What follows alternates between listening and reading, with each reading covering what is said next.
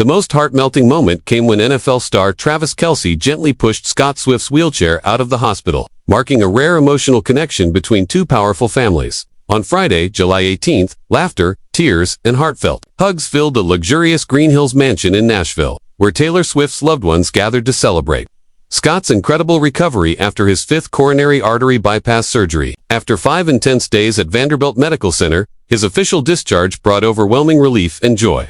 That evening, around 8 p.m., a black Range Rover quietly arrived at the mansion. Travis Kelce and Taylor Swift stepped out, looking effortlessly elegant.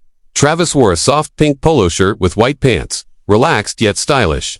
Taylor, glowing in a shimmering silver blue dress with her hair neatly tied up, radiated timeless beauty and quiet strength. Their entrance wasn't just about fashion, it symbolized unity, love, and healing. The scene captured luxury, emotion, and connection, becoming a moment fans would never forget. It was a celebration of life, recovery, and the deepening bond between Taylor and Travis, setting the stage for a love story that continues to surprise the world with its depth, warmth, and emotional intensity. As Taylor gently held Travis Kelce's hand while entering the mansion, their quiet affection radiated warmth, setting the tone for a night filled with emotion and meaning. The dinner party wasn't extravagant, it was intentionally intimate. Surrounded by glowing string lights that bathed the elegant backyard in soft golden hues, Taylor had curated the night's playlist herself, classic jazz drifting gently through the air. Just 30 hand-picked guests were invited, including Swift's closest friends, select members of the Kelce family, and a few dear friends from Kansas City. Among them were Jason and Kylie Kelce with their 3 children, while little Wyatt brought laughter, running through the garden with a balloon in hand. But the most touching moment came when Scott Swift, wearing a simple gray shirt and khakis, slowly stood from a wooden bench with Travis's steady support. All eyes turned as he raised a glass of dry wine and, with emotion in his voice, said, "Thank you all for being here. Especially you, Travis, not just my daughter's boyfriend, but the man who literally and emotionally carried me through my darkest days." It was a toast, not just to healing, but to loyalty, family, and an unbreakable new bond. The garden fell into a deep, emotional silence. Taylor stood behind her father, eyes shimmering with tears, gently holding her mother Andrea's hand.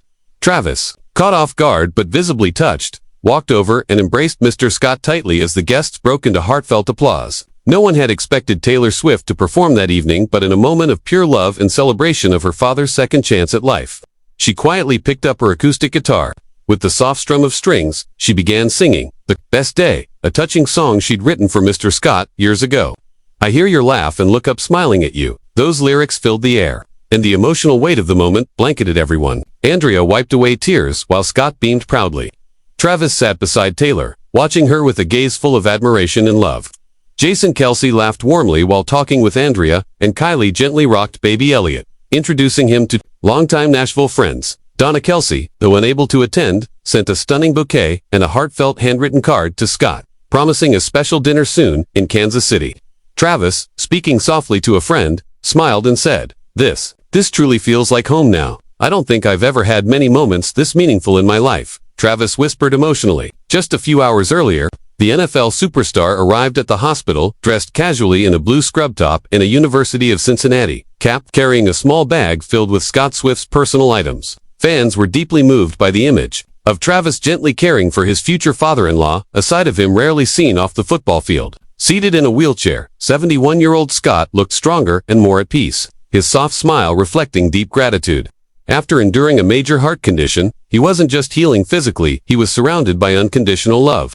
Standing close was Andrea Swift, holding his hand like she had every step of the way. Travis leaned down and said something that made Scott chuckle, breaking the hospital's quiet tension with warmth. They slowly moved through the hallway until they reached the exit, where a sleek black SUV awaited them. In that brief but powerful moment, the connection between Travis and Scott transcended roles.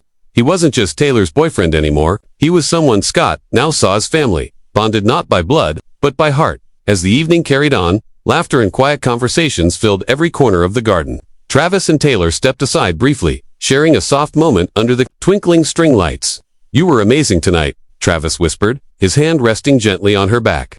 Taylor smiled, her eyes still misty from the performance. Meanwhile, Scott Swift sat surrounded by old friends, his face glowing with renewed life. Guests enjoyed light desserts, homemade by Andrea and Taylor, earlier that afternoon. Jason Kelce played catch with the kids near the patio, while Kylie chatted warmly with Taylor's longtime friend, Abigail. A soft breeze blew through the trees, carrying music, joy, and healing into the night. It was a celebration unlike any other, not about fame or fortune, but love, survival, and the powerful bond between two families slowly becoming one. In that backyard, something magical and unforgettable